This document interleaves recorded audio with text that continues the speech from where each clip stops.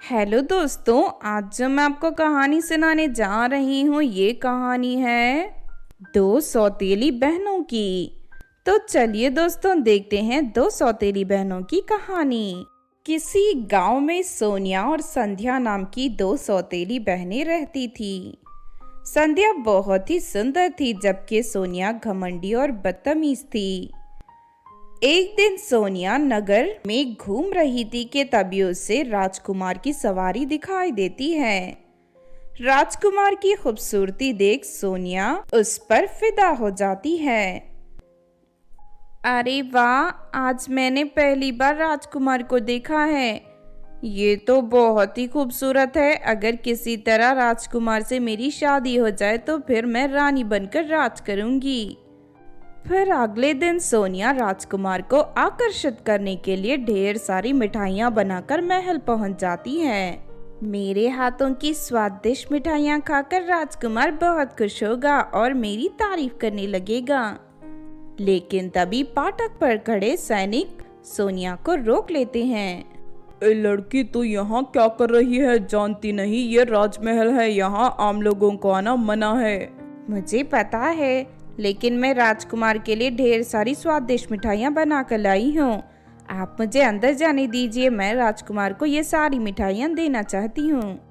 सोनिया की बातें सुनकर सैनिक हंसने लगते हैं। और देख, तेरे जैसी ना जाने कितनी लड़कियां रोज राजकुमार को प्रसन्न करने के लिए यहाँ तरह तरह के तोहफे लेकर आती हैं, लेकिन हम किसी भी मामूली लड़की को अंदर जाने नहीं देते। चल तू भी यहाँ से निकल जा, वरना ठीक नहीं होगा।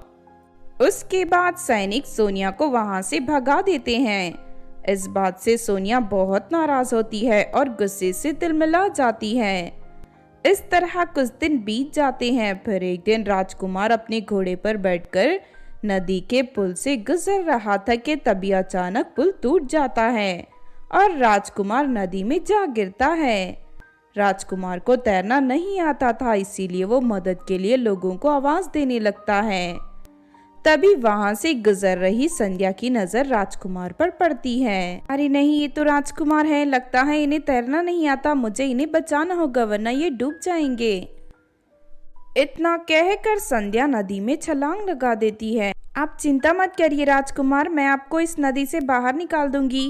उसके बाद संध्या राजकुमार को पकड़कर तैरती हुई उस नदी के बाहर ले आती है। संध्या की खूबसूरती देख राजकुमार की आंखों में चमक आ जाती है।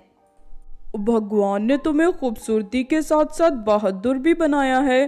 सच में तुम्हारे जैसी लड़की मैंने आज तक नहीं देखी। इस तरह राजकुमार संध्या से बहुत प्रभावित होता है और उसके साथ नदी के किनारे बैठकर ढेर सारी बातें करने लगता है। धीरे धीरे उन दोनों में दोस्ती हो जाती है। उस दिन के बाद से राजकुमार अक्सर संध्या से मिलना शुरू कर देता है।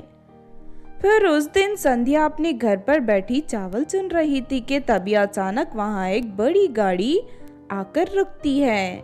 और संध्या जी, राजकुमार जी ने आपके लिए ये घोड़ा गाड़ी भेजी है। आज उनका जन्मदिन है और वो आपके साथ अपना जन्मदिन मनाना चाहते हैं। चलिए जल्दी से तैयार हो जाइए। इतना कहकर सैनिक संध्या को बहुत सुंदर कपड़े दे देते हैं। फिर संध्या घर के अंदर जाकर वो कपड़े पहन लेती है। तभी वहां सोनिया आ जाती है। घर के सामने घोड़ा गाड़ी और सैनिक को देख सोनिया को बड़ा आश्चर्य होता है। अरे ये तो राजमहल की घोड़ा गाड़ी है, लेकिन ये हमारे घर के सामने क्या कर रही है? तभी सोनिया की नजर संध्या पर पड़ती है। संध्या के शरीर में कीमती कपड़े देख सोनिया को अपनी आंखों पर यकीन नहीं होता। संध्या एक राजकुमारी की तरह दिख रही थी। अरे संध्या, तेरे पास इतने सुंदर कपड़े कहाँ से आए? संध्या सोनिया को अपने और राजकुमार के बारे में सब कुछ बता देती है और उसके बाद घोड़ा गाड़ी में बैठकर राजमहल चली जाती है। ये सब देख सोनिया जल भुनकर राख हो जाती है। अरे मेरी सौतेली बहन तो बड़ी चालाक निकली। इसने तो राजकुमार को अपने प्यार के जाल में फंसा लिया। लगता है बहुत जल्द राजकुमार इससे शादी कर लेंगे। नहीं नहीं, मुझे कुछ करना होगा वरना संध्या रानी बनकर महल में राज करने लगेगी। फिर अगले दिन सोनिया एक जादूगरनी के पास जाती है और उसे अपने बुरे इरादों के बारे में सब कुछ बता देती है। मैं राजकुमार से शादी करना चाहती हूँ, तुम मुझे इतनी खूबसूरत बना दो कि मुझे देखते ही राजकुमार फौरन मुझसे शादी करने के लिए तैयार हो जाए। शादी के बाद मैं तुम्हें ढेर सारा खजाना देकर मालामाल कर दूंगी। लालची जादूगरनी सोनिया की बातों में आ जाती है। देखो, मैं तुम्हें खूबसूरत तो नहीं बना सकती, लेकिन अपने काले जादू की मदद से राजकुमार को पूरी तरह तुम्हारे वश में कर सकती हूँ। लेकिन इसके लिए मुझे शैतान की पूजा करनी पड़ेगी और शैतान को खुश करने के लिए किसी जवान लड़की की बलि चढ़ानी होगी। अगर ऐसी बात है तो मैं अपनी सौतेली बहन संध्या की बलि चढ़ा दूंगी। इस दुनिया में मेरी सबसे बड़ी दुश्मन वही है। फिर अगले दिन सोनिया संध्या को किसी बहाने से जादूगरनी के घर ले जाती है। जादूगरनी संध्या को पकड़कर रस्सियों से बांधने लगती है। अरे सोनिया, ये सब क्या है? ये औरत कौन है और ये मुझे इस तरह रस्सियों से क्यों बांध रही है? क्योंकि तेरे मरने का समय आ गया है। तुझे मारकर मैं राजकुमार से शादी करूंगी। उसके बाद जादूगरनी संध्या को मारने की सारी तैयारी कर लेती है, लेकिन तभी अचानक वहाँ राजकुमार अपने सिपाहियों के साथ आ जाता है। नहीं, ये लोग कहाँ से आ गए? मेरे गुप्तचर हर वक्त संध्या की पहरेदारी करते थे, इसलिए मैं यहाँ तक पहुँच पाया। अब मैं तुम दोनों को तुम्हारे बुरे कर्मों की सजा दूंगा। फिर राजकुमार सोनिया और जादूगरनी के हाथ कटवाकर उन्हें तहखाने में बंद करवा देता है। उसके बाद कुछ दिनों में राजकुमार और संध्या की शादी हो जाती है।